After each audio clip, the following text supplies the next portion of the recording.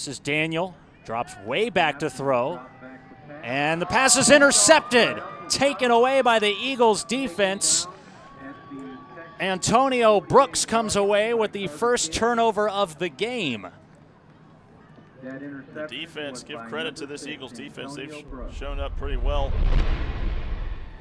As Daniel, like you said, takes a very deep drop, but tried to go underneath, but Antonio Brooks coming in and stepping right in front of Carter Kidd, picking that one off, and as soon as he picked it off, I thought it was about to be a house call. It'll be a pitch to Kidd. Kidd, who had to cut left and then back to the right, ends up being taken down after a 2-yard gain. His forward progress will be marked at the 39. Well, the Texans started in their opponent's half last time. Started on the 34. This time they start on the 41, Mason. There you see the toss left side by Carter Kidd. Look at it. That's a running back's coach's dream right there. Just keep those feet moving, keep those legs churning, get what you can. And give credit to the offensive line, because a lot of the times Heinrich isn't being touched till he's about 10 or 15 yards down the field. I mean, look at these holes that being opened up. Heinrich able to bounce it off, shrugs off a tackle. I thought he got a lot further than that, but they're going to mark him down with just a 3-yard gain. Otto deals, and a breaking pitch is hit up the middle. Elam will round third. He will score as Grimsley overruns the ball in center field, and the Eagles in the bottom of the 7th win it in dramatic fashion. And he had him by a long shot. Cunningham says, Gomez, I read your book. Almost a hit and run. He was kind of looking back. You see that? Yeah, Gomez was looking back at the catcher. You would think they lost a slew of outstanding players. You know, Keith Frazier last year, first-team All-State 2 years in a row. Now a significant part of that surprising SMU team. But they just keep coming back with more and more good players every year. To a program, they had that 4-point win over Beaumont Central to get to this championship game. What will you watch for in the first few minutes to give you an indication how this is going to play out? Well, it's going to be a battle of contrast, quite frankly. Kimball likes to speed up the ball. Well, our first half stats are presented by State Farm. Brett Dolan and Jim Haller. And Jim, the stats almost as even as the score. Well, it has been a back-and-forth ball game, as you mentioned. Very, very close to being even. Points in the paint, rebounds. Biggest Hood will push, and that one's denied. That's the 4th block of the ball game for D'Angelo Allen. What athleticism at 6'8". That youngster is something special. How about that stop-and-go move, and a score and a foul? Well, now Jawan Evans showing us why he's widely acclaimed.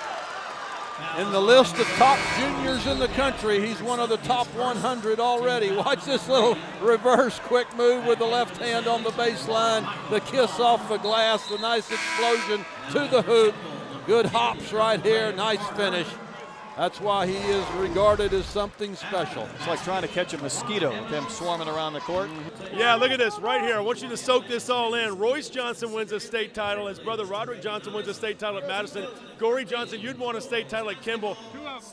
Two of them. Let's soak this moment in. First of all, with you, Royce, give me your thoughts about this championship. Oh, it's special. It's special. John Quam has been installed late to the starting lineup for Howard Putter. Late change made to the starting lineup. This portion of the match is brought to you by State Farm. Also a late addition, as you see, number 25 in white, Brett Powell, has been inserted into the lineup. Soto with the flick. Left wing, Max Yara. That one goes out for Damian Magellan, 63-4A champions, Valley View, the Region 4 champions, making their 2nd straight. The senior defender, that was something you have to have when you get into the state tournament, the surprise player who shows up. Free kick, and it's going to be Soto. All right there in the second half. And again, you'd mentioned it earlier, the goal change, something that Houston Lee head coach Fidel Andrade, maybe he was taken out of his hands. Shank bends in the cross, and it's headed just off the side of the net.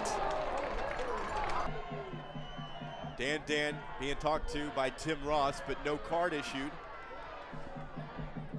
Things getting a little chippy out there. 1 yellow card. After that tackle by the junior goalkeeper, Evan Alonso. Wow, what a sequence right here.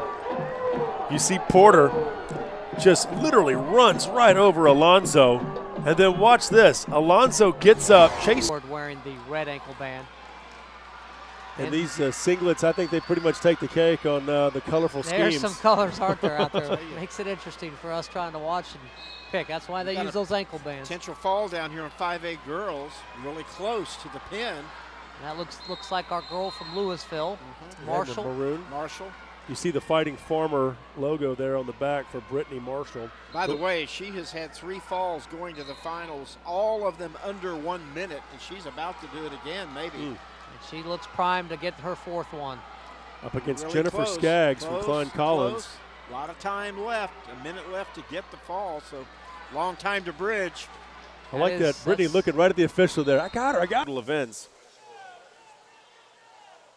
So not the domination we've seen the last couple of years with South Lake Carroll. They're in a dogfight on both the boys and girls side.